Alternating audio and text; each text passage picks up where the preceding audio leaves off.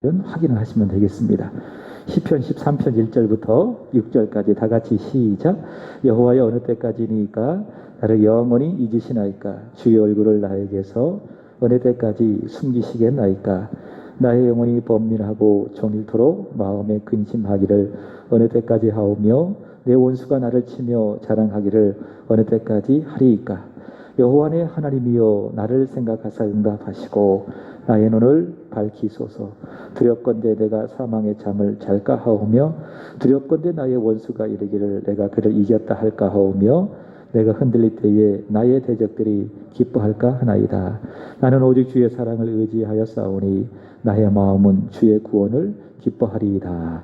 내가 여호와를 찬송하리니 이는 주께서 내게 은덕을 베푸심이로다. 아멘. 오늘 이 자리에 나오신 여러분들을 주님의 이름으로 환영합니다. 어제도 말씀을 드렸지만 우리 세한교회가 매일 하나님께 예배를 드릴 수 있다라고 하는 것이 큰 은혜다라는 생각을 오늘 또 했어요.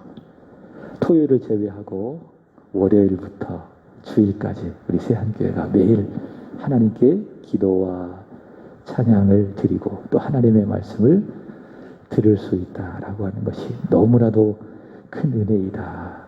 그래서 우리 성도들에게 큰 믿음을 주셔서 그 예배를 늘 사모하게 하시고 또 예배 자리를 잘 지켜서 좋은 예수의 사람, 그리스도의 사람이 되었으면 좋겠다라는 그런 마음을 갖게 되었습니다. 자, 오늘 저녁 우리 금요기도회 오늘 이 말씀을 듣게 되어지는데 오늘도 들려지는 하나님의 말씀을 통해서 큰 은혜가 있기를 주님의 이름으로 축복합니다. 많이는 오진 않았지만은 우리 뒤에 계신 분들하고 서로 이렇게 인사하겠습니다. 참 잘하셨습니다. 참 잘하셨어요. 지난 한 주간 동안 살아내시기가 쉽지 않았죠. 저는 위에 교회에 늘 있으면서 우리 성도들의 마음이 늘 느껴져요. 지금 힘들게 하루하루를 살아가고 있을 텐데 나만 이렇게 교회에 앉아가지고 말씀을 연구하면서 이런 시간을 보내고 있는 것이 아닌가. 때로는 송구스러운 마음을 가질 때가 있습니다. 그리고 기도합니다. 우리 성도님들의 삶 속에 하나님의 은혜, 복이 늘 충만하게 하여 주옵소서. 힘든 삶의 여정 잘 견디고 이길 수 있도록 도와주옵소서. 그런 기도를 제가 늘 드리고 있습니다. 자, 오늘은 새해가 시작이 돼서 두 번째 금요 기도회입니다. 사실 작년에 금요 기도회를 시작을 했고 또 올해도 계속 시작을 했는데 작년이 사실 얼마 안 됐습니다. 그래서 작년이라고 하면 굉장히 오래된 것 같은데 딱 14일밖에 안 지났습니다. 어쨌든 새해가 돼서 두 번째 금요 기도회를 우리가 하나님께 드리고 있습니다. 자, 매일 우리가 저녁 기도를 하고 있는데 금요일 날에는 금요 기도의 형식으로 이 저녁 기도를 한다라는 것을 여러분들이 기억을 하시고 내일은 저녁 기도가 있어요? 없어요? 없습니다. 주일날 새벽 기도회로 대신하도록 하겠습니다. 왜냐하면 주일날 기도하면서 또 예배를 준비해야 되기 때문에 그 주일만큼은 불가피하게 새벽에 5시 30분에 우리가 모여서 기도하면서 새벽 기도회를 할 수 있도록 하겠습니다. 자, 오늘 시편 13편의 말씀인데 제가 말씀을 전하다가 좀 빨라져도 여러분 이해를 좀 해주세요. 그러니까 저는 느리게 하는 것이 좀 힘들어요. 그래서 좀 빨라져도 여러분 잘 정신을 바짝 차리고 들으시면 은혜가 될 줄로 믿습니다. 그러나 여러분을 좀 생각을 해서 좀 최대한 느리게 한번 할 수 있도록 그렇게 해보겠습니다. 그러나 기대는 하지 마세요. 자, 오늘 시편 13편은요 누구의 시입니까? 다윗의 시. 다윗의 시로 내용을 잘 읽어보면은 이렇게 말할 수 있습니다. 따라해서 볼까요? 탄식시. 잊지 마세요. 시편 13편은 다윗의 시로 탄식시다. 이렇게 이야기할 수 있습니다. 왜냐하면 2절 말씀을 보시면은 나의 영혼이 번민하다. 이런 말씀이 있죠. 그리고 마음에 근심한다. 그리고 3절의 말씀을 보시면 두렵다. 그래서 내가 사망의 잠을 잘까 한다. 그 다음에 4절의 말씀을 보시면 나의 원수가 이르기를 내가 그를 이겼다 할까 하오며. 자, 이런 다윗의 표현들을 바라볼 때에 지금 다윗은요, 내적으로는 마음이 어때요? 번민, 굉장히 많은 그런 번민이 마음속에 있어요. 그리고 근심도 있어요. 그리고 두려움도 있습니다. 그리고 외적으로는 다윗의 원수들이 있어서 지금 내적으로 외적으로 절망하고 탄식하고 있기 때문에 그러한 마음으로 이 시를 기록을 했기 때문에 이 시편 13편은 다윗의 시로 탄식시다, 그렇게 말할 수 있습니다. 어떤 학자는 3절에 내가 사망의 잠을 잔다 라고 하는 이런 표현을 가지고 지금 다윗이 생명의 위협을 받는 중병에 걸려 있다. 그래서 이 시를 병자의 애가이다, 이렇게 말하는 학자도 있습니다. 그러나 저는 전체적인 문맥과 흐름을 볼 때에 지금 다윗은요, 그런 병에 걸려서가 아니라 자신을 죽이려고 하는 정적들의 공격과 압박이 있을 것이다. 두 가지로 이야기할 수 있겠죠. 어떤 압박이냐? 첫 번째로는 그가 왕이 되기 전에 사울의 집요한 그 추격이 될 수 있을 것이고, 두 번째로는 그가 왕이 된 후에 아들 압살롬의 반역 때문에, 정확하게 어느 상황인지는 알 수는 없지만 그러나 분명한 것은 다윗은 그런 정적들의 공격과 집요한 추격으로 말미암아 내적으로는 번민과 근심과 두려움을 겪고 있고, 또 외적으로는 원수들의 그 집요한 압박이 있기 때문에 그 상황 속에서 다윗은 할 수 있는 것이 여호와께 자신의 마음을 솔직하게 토로하는 탄식밖에 없는 것이죠. 그래서 그러한 탄식으로 이해하는 것이 자연스럽다라고 여겨집니다. 자, 그런데 이 다윗에게 있어서 이러한 내적으로 볼 때, 또 외적으로 볼 때 고통스럽고 또 힘겨운 이런 처지는, 오늘 이 시는 기도입니다. 기도. 이런 다윗의 고통스러운 처지는 다윗으로 하여금 기도를 하게 만들었고, 그리고 그 기도는 성령의 감동으로 기록이 되어서 훗날 우리에게 주시는 하나님의 말씀이 된 것입니다. 여러분, 모든 사람이 가지고 있는 본성이 있습니다. 본성이 있는데 성경은 그 본성을 죄성이라고 이야기합니다. 죄성이라고 이야기합니다. 죄성이 여러 가지 형태로 표현이 되는데 그 중에 하나가 무엇인가 하면 교만입니다. 교만. 그러니까 사람의 죄성 중에 하나가 교만이다. 근데 이 교만이라고 하는 거는요, 믿는 사람이나 믿지 않는 사람이나 다 해당되는 사항입니다. 그래서 사람이요, 자기가 생각하고 계획하는 일들이 잘 되잖아요. 승승장구하잖아요. 그러면 사람이 교만해집니다. 이건 내가 실력이 있어서, 내가 능력이 있어서 된 거야, 이렇게 교만해집니다. 믿지 않는 사람을 제외하고 믿는 사람도 충분히 그렇게가 될 수 있는데, 그렇게 교만해질 수 있다 그 말이에요. 잘 되면, 아무 일 없으면, 승승장구하면은 사람이 죄인이고 죄성을 갖고 있기 때문에 충분히 사람은 교만해질 수 있다. 문제는 하나님이 그 교만을 아주 싫어한다는 거예요. 아주 싫어한다. 매우 싫어하신다. 그래서 베드로전서 5장 5절의 말씀 보시면은 하나님은 어떻게까지 이야기하시는가 하면 교만한 자를 대적하신다. 대적하신대요. 하나님은 바로 그런 사람을. 그러면 하나님께서 우리 믿음의 사람들이 그렇게 교만해질 때에 내버려 두시느냐? 그렇지 않죠. 하나님은 우리 아버지고 우리는 그의 자녀이기 때문에 우리가 교만한 상태로 하나님께서 내버려 두시지 않습니다. 하나님은 그 교만을요, 산산조각 내십니다. 산산조각 내신다고 말입니다. 그래서 그 교만을 하나님께서 완전히 깨트리시기 위해서 우리가 살아가고 있는 인생 가운데 주시는 것이 있는데 그게 뭡니까? 환난, 고난, 고통이라는 거예요. 그래서 우리는 인생이 잘 되다가도 승승장구 하다가도 남모를 아니면은 전혀 예상치 못하는 인생의 많은 고통과 환난을 당할 때에 어떻게 되죠? 그동안 그렇게 가지고 있었던 그 교만함들이 다 사라지게 되어지고 어느새부터인가 아주 겸손하게 돼요. 그리고 하지 않던 기도도 하게 되는 것이고, 시편 119편 71절의 말씀처럼 이렇게 고백해요. 고난 당하는 것이 되게 유익하다. 그렇게 고백을 하게 되는 겁니다. 그러므로 여러분, 우리의 삶 속에 어려움과 고난이 있다면 감사하세요. 내 안에 하나님을 미워하는 대적, 그 교만을 다 깨뜨리시고 조금이라도 남은 그 교만의 찌꺼기를 하나님께서 다 거두어내시고 결국에 나로 하여금 겸손하게 만드시고 하나님께 기도하게 만드는 하나님의 자비로 여러분을 이끌어 가시기 때문에 우리는 고난 중에도 하나님께 충분히 감사할 수 있다.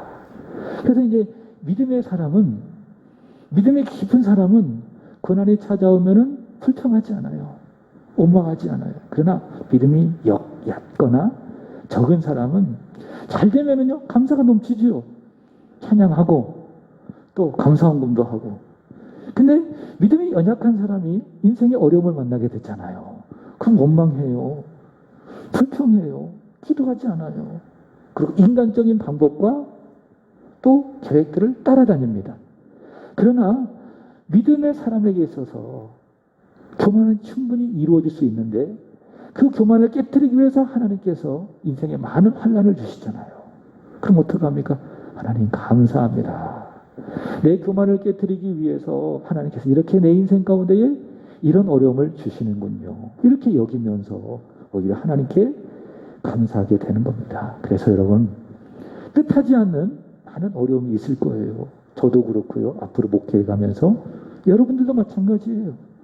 분명히 가정적으로 또 자녀에게도 또 직장에서 많은 어려움이 있을 거예요. 없다고 예상할 수 없어요. 그렇죠? 무슨 기회냐? 그 기회는 불평하고 원망하고 누구를 탓하는 기회가 아니라 하나님께 나아가 겸손하게 기도할 수 있는 기회라는 것을 여러분이 여겨주시기 바랍니다. 하나님이 내 안에 있는 교만을 다 깨뜨리시고 겸손한 사람으로 만드시기 위한 하나님의 자비로운 조치구나. 이렇게 믿고 기도하게 된다라고 하는 것이죠. 자, 그것을 아는 것이 고난 앞에 우리가 가져야 될 믿음, 바로 지혜이다라는 거예요. 다윗은 충분히 교만해질 수 있는 존재, 우리와 똑같은 성정을 가진 사람. 그래서 하나님께서는 왕이 되기 전에는 사울을 통해서 다윗 안에 있는 교만을 다 깨뜨리시는 거예요. 왕이 되고 나서도 마찬가지예요. 아들 압살롬의 반란을 통해서 다윗 안에 있는 교만의 찌꺼기들을 다 거두어내시는 겁니다. 그렇게 하셔서 하나님은 다윗을 겸손한 사람, 기도의 사람으로 만드셨습니다. 자, 본문의 내용으로 들어가 보면 저는 오늘 본문을 읽고 묵상하면서 다윗이 반복해서 계속 던지는 말이 있다는 것을 확인했습니다. 자, 1절, 2절 말씀을 보시면은 어느 때까지입니까? 라고 하는 말이죠. 자, 1절 보시면 여호와여 어느 때까지입니까? 주의 얼굴을 나에게서 어느 때까지 숨기시겠나이까? 2절도 나의 영혼이 번민하고 종일토록 마음에 근심하기를 어느 때까지 하오며 내 원수가 나를 치며 자랑하기를 어느 때까지 하오리까? 계속 지금 다윗이 내적으로 어려움이 있고 외적으로 원수들에 의하여 고난을 당하는 가운데에 그가 계속 외치는 말이 뭐예요? 하나님, 어느 때까지입니까? 어느 때까지입니까? 이것을 받고 이야기한다면 하나님의 입장에서 다윗을 향하여 지금 침묵하고 있다 그 말입니다. 하나님께 기도하고 있어요. 하나님 도와달라고. 이 문제를 해결해 달라고. 하나님 도와주세요. 하나님 은혜의 손길을 나에게 내밀어 주세요. 근데 하나님이 침묵하고 계세요. 하나님이 아무 말씀도 하지 않고 있습니다. 어려움 가운데 도와달라 하나님께 간구하고 또 간구하지만 응답하지 아니하시는 하나님, 그 하나님의 기나긴 침묵을 경험하고 있기 때문에 그가 하나님 앞에 반복적으로 외치는 말이 여호와여 어느 때까지입니까? 라고 하는 말이라는 겁니다.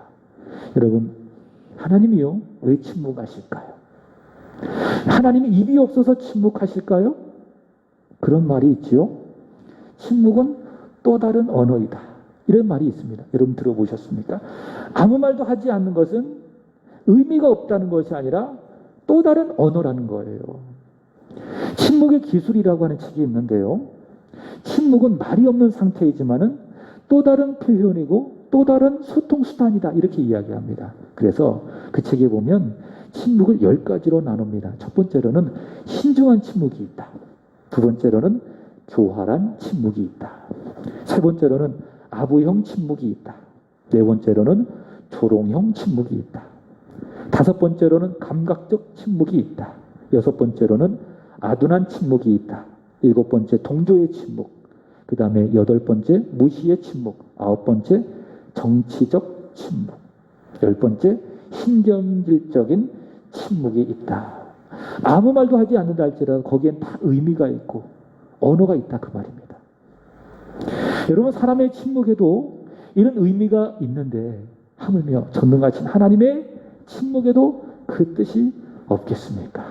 하나님이 아무 말씀도 하지 않는다면 무슨 하나님의 뜻이 있다라는 것을 여러분이 기억을 해야 되는 겁니다. 구약 성경의 맨 마지막 책이 뭘까요? 말라기. 신약 성경의 처음 책은 마태복음. 그죠? 한두 장 차이입니다. 그죠? 한두 장 차이인데 그러니까 말라기 맨 끝장에서 마태복음 1장까지 넘어가면 한 두세 장만 싹 넘기면 넘어가요. 근데요, 시간적으로 보면 말라기하고 마태복음 요 사이에 몇 년이 있는가 하면 400년. 400년. 이것을 이 신약에서는 침묵기라고 이야기합니다. 또 신구약 중간기 그렇게 이야기합니다.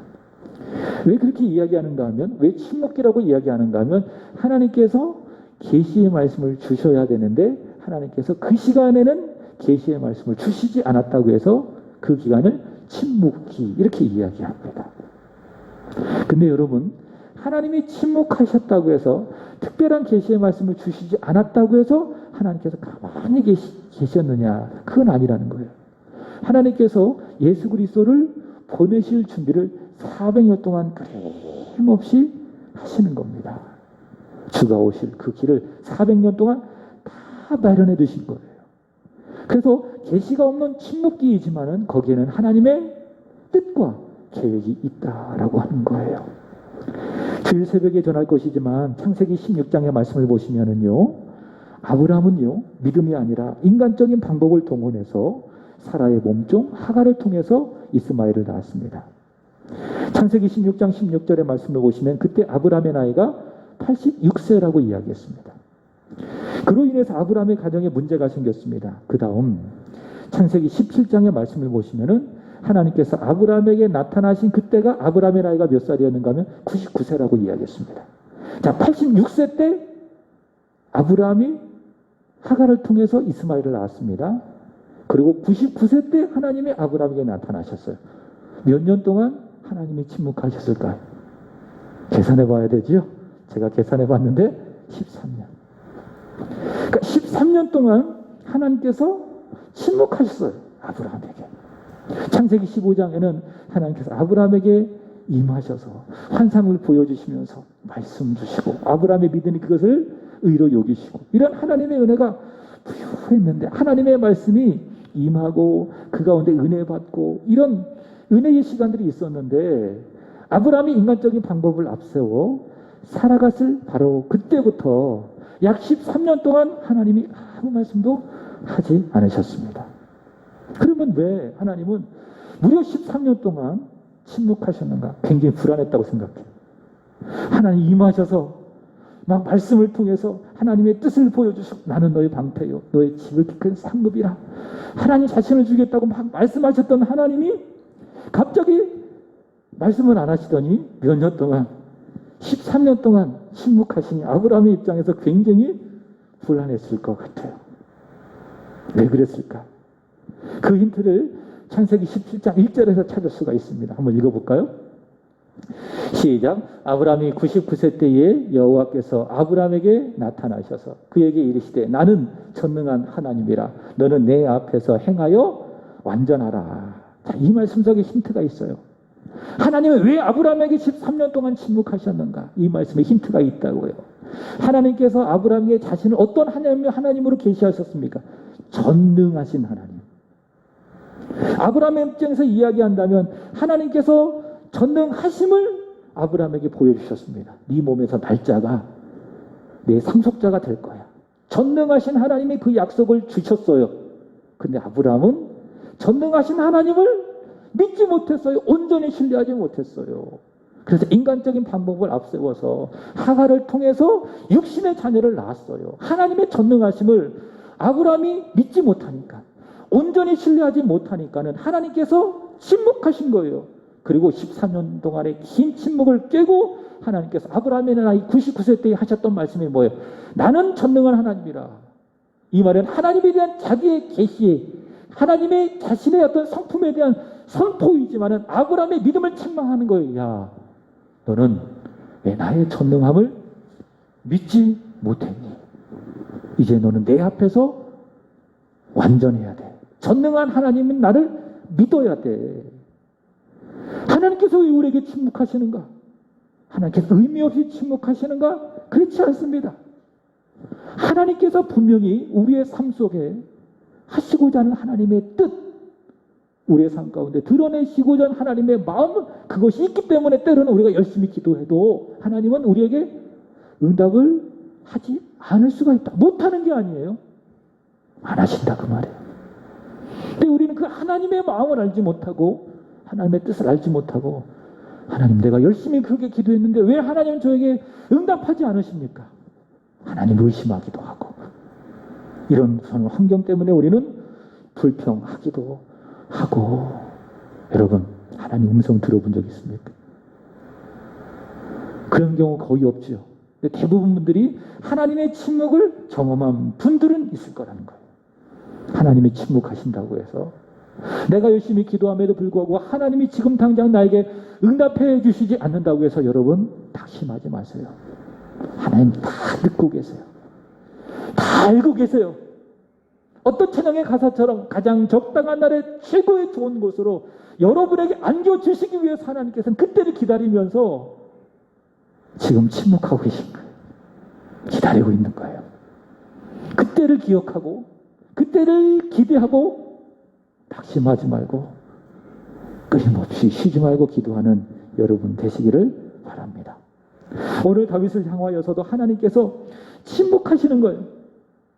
다윗은 그 침묵이 너무 기니까 상황은 어렵고 내적으로 근심과 번민과 두려움이 가득하고 외적으로는 원수들의 공격이 너무 강하다 보니까 너무 힘겨워요. 그리고 하나님 도와주세요. 부르짖음에도 불구하고 하나님이 응답하시지 않으니까는 너무 힘겨운 것이죠. 그래서 하나님 앞에 하나님의 침묵을 향하여 간절히 외치는 겁니다. 하나님 어느 때까지입니까? 여호와여 여호와가 여호와여 어느 때까지 저에게 숨기겠습니까? 하나님의 침묵 앞에 하나님의 응답을 구하고 있습니다. 그러나 하나님 나타나십니까? 아 그래 오래 기다렸지. 이제는 나를 널 도와줄게. 너에게 응답해 줄게. 이렇게 하는 것이 아니라 하나님은 다윗의 입장에서 무정하게도 끝내 침묵하고 있습니다. 3절 보세요. 다윗의 이 하나님의 침묵에 대한 고통이 얼마나 컸는지, 하나님이 제게 응답하시지 않는다면 저는 사망의 잠을 잘 수도 있습니다. 그렇게 하나님 앞에 저 이제 곧 죽어요. 하나님 저에게 손을 내밀어 주시지 않는다면 저 죽어요. 제발 응답해 주세요. 이렇게 간절히 부르짖었음에도 불구하고 하나님은 다윗에게 끝내 침묵하고 있습니다. 여러분 왜 그럴까요? 왜 하나님은 다윗에게 그렇게 침묵하고 있을까요? 말씀드린 것처럼 침묵은 또 다른 언어예요. 또 다른 하나님의 응답이에요. 또 다른 하나님의 마음이에요. 왜 하나님은 하나님의 사람 다윗이 그렇게 기도함에도 불구하고 침묵하셨는가? 저는 사도행전 13장 22절에서 그 답을 찾고 싶습니다. 내가 이새의 아들 다윗을 보니 내 마음에 합한 사람이라. 하나님의 마음에 합한 사람으로 하나님께서 다윗을 만들기 위해서, 그래서 다윗의 혈통을 통해서 누가 와야 돼요? 예수님이 와야 되잖아요. 예수님의 믿음의 조상이 되게 하기 위해서, 하나님의 뜻을 다 이루는 하나님의 마음에 합한 사람이 되게 하기 위해서 하나님께서는 그렇게 다윗의 부르짖음에도 불구하고 다윗을 향하여 다 뜻 가운데에 침묵하고 있습니다. 여러분, 하나님이 침묵하신다고 해서 여러분을 방치하는 게 아니에요. 여러분에게 무관심을 갖고 있는 것이 아니에요. 여러분 너무 사랑하세요. 침묵한다고 해서 하나님이 절대 여러분을 버린 것이 아닙니다. 하나님이 응답하시지 않아도 우리에게 침묵해도 낙심하지 말기를 바랍니다. 하나님은 절대로 나를 포기할 수 없습니다. 나를 방치할 수가 없습니다. 왜? 나를 위해서 아들 예수를 보내시고 그를 십자가에 달려 죽게 할 만큼 나를 끔찍하게도 사랑하는 그 하나님이기 때문에 그 하나님의 신뢰를 여러분이 온전히 갖고 기나긴 하나님의 침묵에도 여러분 낙심하지 말고 항상 기도하는 일에 쉬지 않기를 주님의 이름으로 축복합니다. 자, 다윗은요 고통과 아픔을 경험하는 가운데 하나님께 부르짖어 기도하고 있지만 하나님의 침묵을 경험했고 그리고 원하는 응답도 받지 못했어요. 자, 보세요. 그러나 5절 보세요. 자, 읽어보겠습니다. 시작. 나는 오직 주의 사랑을 의지하여 싸우리. 나의 마음은 주의 구원을 기뻐하리이다. 여러분, 이 다윗의 마음에 기쁨이 있습니다. 근데 이 기쁨은요, 내가 오랜 침묵을 깨고 하나님 내게 원하는 응답을 주셨기 때문에 받는 자로서의 기쁨이 아니에요. 하나님께 기도했지만 여전히 하나님은 침묵하세요. 근데 다윗은 지금 마음이 어때요? 기뻐요. 6절도 보세요. 내가 여호와를 찬송하리니 이는 주께서 내게 은덕을 베푸심이로다. 기쁨 가운데 여호와 하나님을 찬양을 하고 있습니다. 처음 그가 하나님께 기도했을 때에는 그의 마음의 상태는 번민과 근심과 죽음에 대한 두려운 마음. 근데 이제 그의 마음이 변했어요. 마음에 무엇이 있어요? 구원의 기쁨. 아, 하나님이 나 같은 것을 사랑하여 주셔서 구원하여 주시다니. 구원의 기쁨, 구원받은 것에 대한 기쁨, 그리고 기쁨 가운데에 나를 구원하신 여호와 하나님에 대한 찬양. 왜 이렇게 다윗의 마음이 번민해서 기뻐하는 마음으로 변했을까? 여호와여, 어느 때까지입니까? 이 군 간구에 대한 하나님이 자기의 응답을 해주셔서 그런 기쁨을 누리게 되었을까? 아니면은 찬송을 하게 되었을까? 아니죠. 여전히 하나님은 침묵하세요. 여전히 부르짖어도 하나님은 대답하지 아니하십니다. 그럼에도 불구하고 다윗은요 기뻐요. 그리고 하나님을 찬송하고 있어요. 왜 그럴까? 제가 곰곰이 묵상해 봤어요. 5절을 다시 보시겠습니다. 시작. 나는 오직 주의 사랑을 의지하여 싸우니 나의 마음은 주의 구원을 기뻐하리다. 잘 보세요. 여호와여, 어느 때까지입니까? 하나님의 침묵을 경험하며 하나님의 응답을 경험하며 다윗은 끊임없이 하나님과의 깊은 관계로 들어가요. 하나님의 마음 가운데 깊이 들어가요.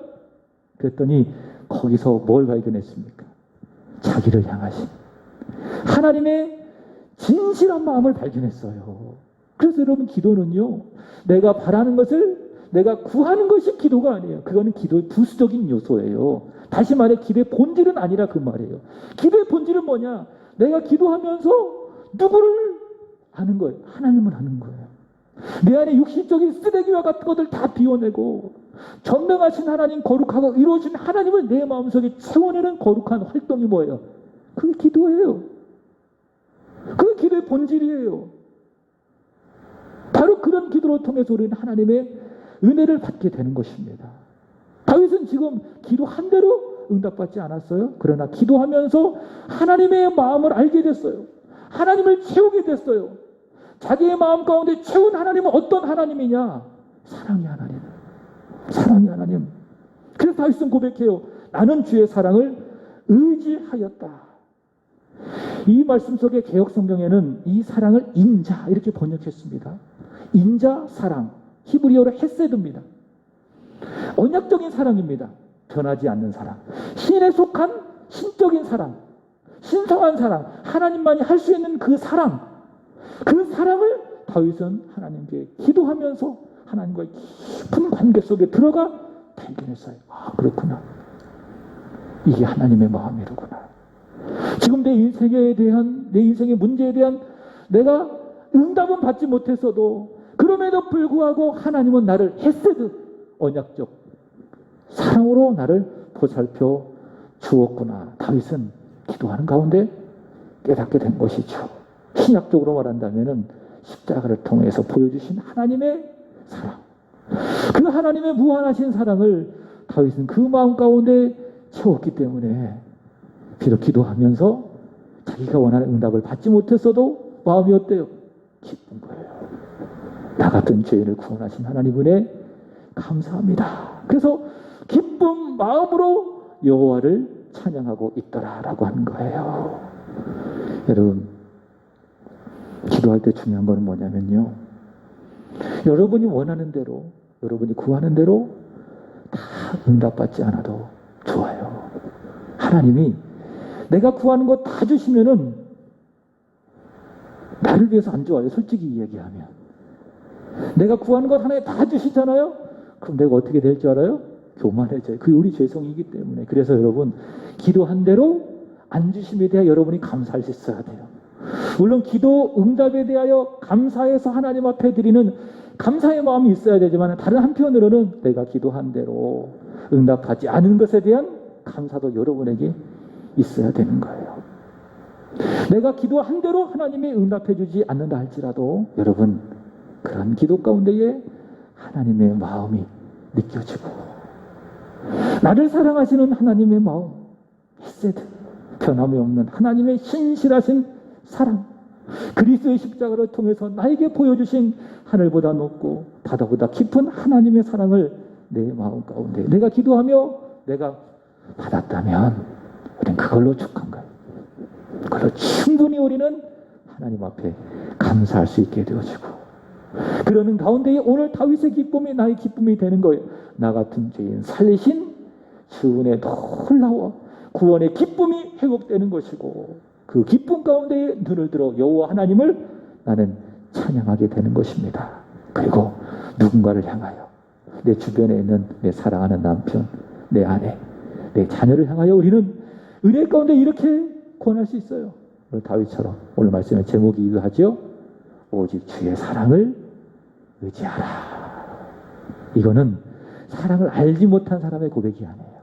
기도하면서 하나님의 크신 사랑을 마음으로 느낀, 그 사랑을 가슴 깊이 경험한 사람의 고백과 권면, 그게 뭐예요? 오직 주의 사랑을 의지하라. 여러분, 신앙생활하면서, 예배드리면서, 하나님 말씀을 읽으면서, 오늘 다윗처럼 기도하면서 저와 여러분을 향하신 하나님의 헤세드, 신실하신 사랑을 깊이 알게 되기를 주님의 이름으로 축복합니다. 또 그걸로 만족하시고, 그걸로 기뻐하시고, 그리고 그런 기쁨과 만족 가운데에 내 주변 사람들에게 당당하게 권면하길 바랍니다. 오직 주의 사랑만 의지합시다.